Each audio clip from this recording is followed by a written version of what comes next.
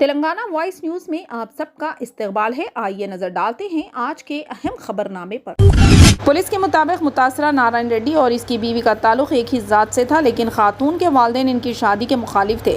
एक 25 साल शख्स नारायण रेड्डी जो गुज़िश्ता हफ्ते हैदराबाद से लापता हो गया था, इतवार 3 जुलाई को पड़ोसी जिले संगारेड्डी में मुर्दा पाया गया।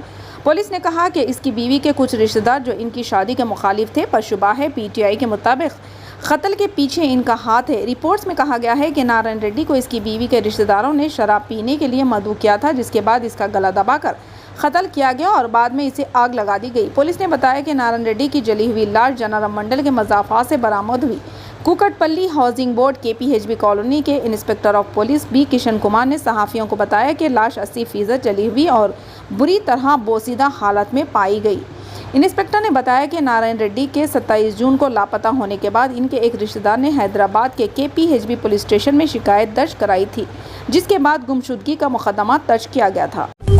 बीजेपी और टीआरएस के दरमियान दुश्मनी उस वक्त देखने में आई जब पीएम नरेंद्र मोदी बीजेपी की नेशनल एग्जीक्यूटिव मीटिंग के लिए हैदराबाद गए थे। मीटिंग की हिमायत के लिए बीजेपी ने पूरे हैदराबाद में बैनर लगाए थे। सख्त मुकाबले में टीआरएस के अरकान ने शहर भर में बैनर भी लगाए, जिससे फ्लेक्सी बैनर जंग शुरू हो गई।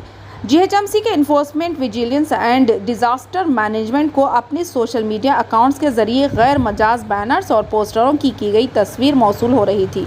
पैगामात का जवाब देते हुए शहरी इदारे ने नोटिस जारी करना शुरू कर दिया, जिसमें फ़ारिकीन को 1 हफ्ते के अंदर जुर्माना अदा करने को कहा गया।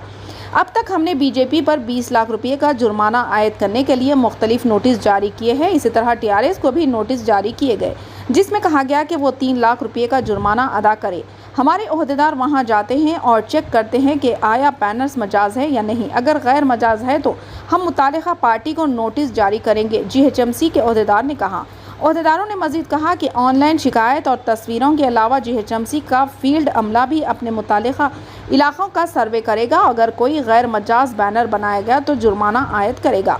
ज़राए के मुताबिक अगर पार्टी 1 हफ्ते के अंदर जवाब नहीं देती है तो शहरी इदारे एक और नोटिस भेजकर इसकी पैरवी करेगा। अगर किसी सियासी जमात की जानिब से गैर मजाज बैनर लगाया गया तो नोटिस पार्टी के जनरल सेक्रेटरी को जाएगा। अफराद के मामले में जीएचएमसी के अहलकार इस शख्स के राब्ते की तफसीलात का पता लगाएंगे और नोटिस जारी करेंगे। आईटी के वजीर केटी रामाराव ने एक बार फिर ट्विटर पर अपनी अक्ल और तंज का मुजाहरा किया और अपने पैरोकारों को तकसीम कर दिया। खबरसां एजेंसी एएनआई के एक ट्वीट पर रद्द-ए-अमल जाहिर करते हुए, जिसमें झारखंड के साबिक वजीर आला ने शहर का नाम हैदराबाद से बदलकर भाग्यनगर करने का इशारा देते हुए कहा कि आप पहले अहमदाबाद का नाम बदलकर अडानियाबाद क्यों नहीं करते। अडानियाबाद मारूफ कारोबारी गौतम अडानी की तरफ इशारा करता है, जो कि हुक्मरान भारतीय जनता पार्टी के करीबी इत्तेहादी है। उत्तर प्रदेश के चीफ मिनिस्टर योगी आदित्यनाथ की तजवीज़ पर दोहराते हुए दास ने कहा कि अगर बीजेपी इख्तियार में आती है तो हैदराबाद का नाम बदलकर भाग्यनगर रखा जाएगा। ये तबसरा बीजेपी की कौमी एग्जीक्यूटिव मीटिंग से पहले कहा गया। कहा जाता है कि वज़ीर आज़म नरेंद्र मोदी ने मुलाकात के दौरान हैदराबाद को भाग्यनगर कहा। मरकजी हुकूमत पर हमला करते हुए तेलंगाना के वजीर दाखिला टी हरीश राव ने पीर के रोज़ कहा कि मरकजी वजीर दाखिला अमित शाह ने हाल ही में ख़त्म होने वाली बीजेपी की कौमी एग्जीक्यूटिव मीटिंग में टूटे हुए ग्रामोफोन की तरह बात की, जो 2 जुलाई को शहर में मुनक़िद हुई थी। हरीश राव ने कहा कि हुकूमत तेलंगाना राष्ट्रीय समिति को तवक्को है कि वजीर आज़म कुछ अहम बात करेंगे, लेकिन हमें मायूस का सामना करना पड़ा। अमित शाह ने नीलो निधुलो न्यामुलु पार्टी फंड्स नौकरियों के बारे में एक टूटे हुए ग्रामोफोन की तरह बात की। इन्होंने मरकजी वजीर दाखिला का मजाक उड़ाते हुए कहा।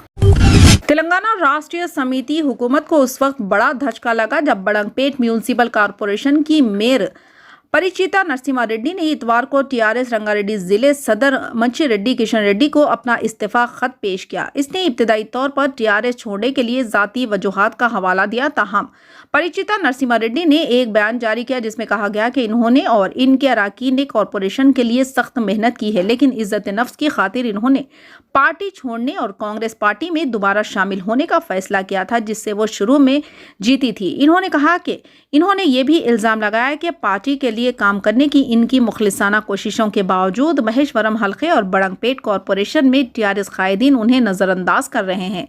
बड़ंगपेट के मेयर परिचिता नरसिम्हा रेड्डी के साथ दिगर 4 कॉरपोरेटर बशमुल 20वें डिवीजन के कॉरपोरेटर सुदर्शन रेड्डी और 23वें डिवीजन के रागुलर श्रीनिवास रेड्डी ने भी टीआरएस से इस्तीफा दे दिया। इतवार की दोपहर वो टीपीसीसी के सरबराह ए रेवंत रेड्डी और 4 दीगर कॉरपोरेटरों के साथ नई दिल्ली के लिए रवाना हुई, जो सभी असल में कांग्रेस की टिकट पर मुंतखब हुई थी।